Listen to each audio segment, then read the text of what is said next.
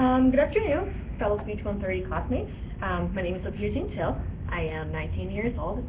I was born and raised in the city of Niterói, state of Rio de Janeiro, country of Brazil.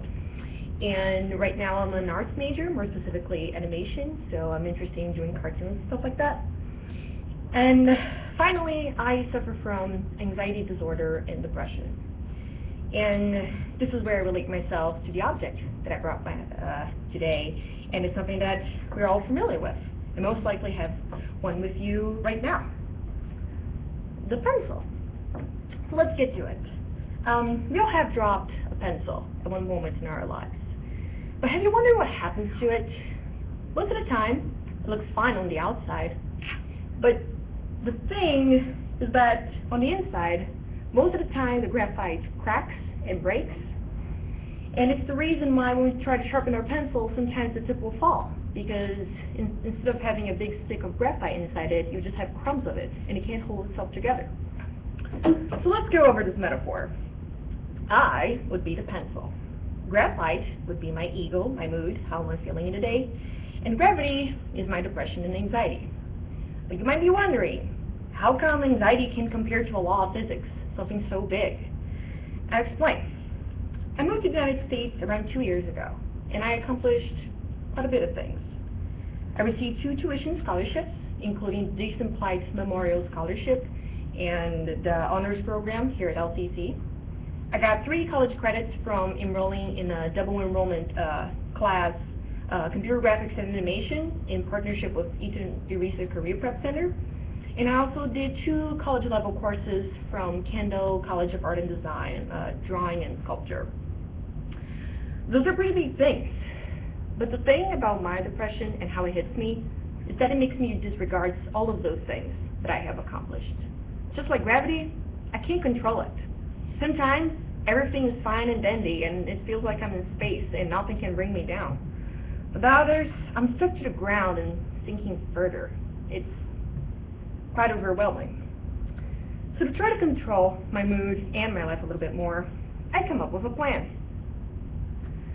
I own my accomplishments and my mistakes. For everything that I do, I give myself a pat on the back. And if people compliment me and say, hey, you actually have a good English for someone who's been here for 2 years, I'm like, you know what? I kind of do. I even try to brag a little about it. I'm just like, you know what? I'm good. And it's one of those, what I call it, conscious moments. I know that sometimes when I'm by myself, I don't consider those things important. So at least when I'm with others, I own those things. I own my accomplishments. But I also own my mistakes, and I think that's really important. Own my mistakes, and I let myself do those mistakes. And since I know that I'm going to do mistakes, I carry myself an eraser. I give myself the freedom to do errors, and if I do them, I'll just go over them. I'll erase them. Won't be fresh as new. I'll still be able to see the pencil markings on the paper, and I'll know that I've done mistakes, but I can do over that. I can do better. Second step, I avoid sharpening myself so much. If I do a mistake, I'm not going to bring myself down over it. Or if I'm not so worried about a project, I'm going to let myself be. I'm a perfectionist, and most of the time, I'm trying to be the best. But sometimes, I'm going to give myself the freedom to not worry about it, not stress so much. Otherwise, I'm going to look like this. It's not going to be so easy to hold it. But third, most importantly, I try to create a safe space. People that will understand what I'm going through, things that I like, give myself the freedom to enjoy music every now and then, play some video games, just surround myself where I can feel safe. In short, I'm talking about myself here, about my biggest struggle, dealing with my ups and downs that come and go, and sometimes I don't know when it comes. But regardless or not, you have this condition within you, or you just went through a really bad situation and you have to deal with whatever effects it has on you, I want you to remember my plan.